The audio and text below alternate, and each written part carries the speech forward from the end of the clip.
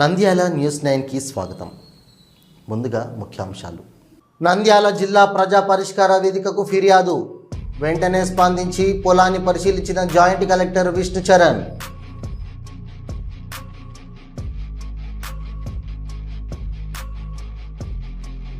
నంద్యాలలో ట్రాఫిక్తో అవస్థలు పడుతున్న వాహనదారులు, ప్రజానీకం. పట్టించుకొని ట్రాఫిక్ పోలీస్ సిబ్బంది.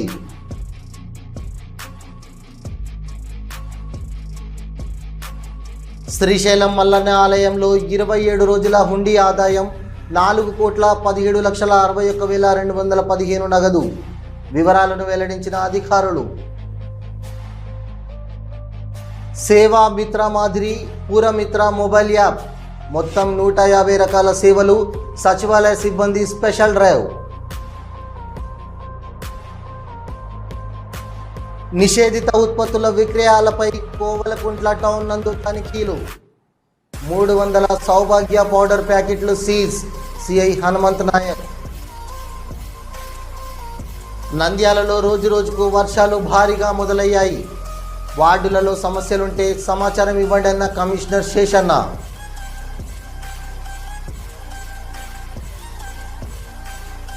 నంద్యాలలో 27వ తేదీ రాయలసీమ స్థాయి వైద్య వైజ్ఞానిక సదస్సు కరపత్రాలు విడుదల చేసిన డాక్టర్ రవి కృష్ణ మధుసూదన్ రావు. నంద్యాల సిఎంఎస్ జూనియర్ డిగ్రీ కళాశాలలో ఫ్రెషర్స్ డే వేడుకలు ఘనంగా నిర్వహించామన్న కళాశాల డైరెక్టర్ మణిశేఖర్.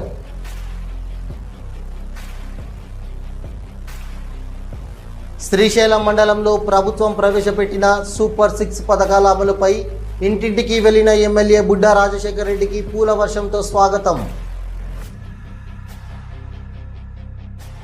అంగన్వాడీ కేంద్రాల్లో గ్యాస్ కష్టాలను తీర్చేందుకు ప్రభుత్వం ఎలక్ట్రానిక్ ఇండక్షన్ స్టవ్లు పంపిణీకి సిద్ధం.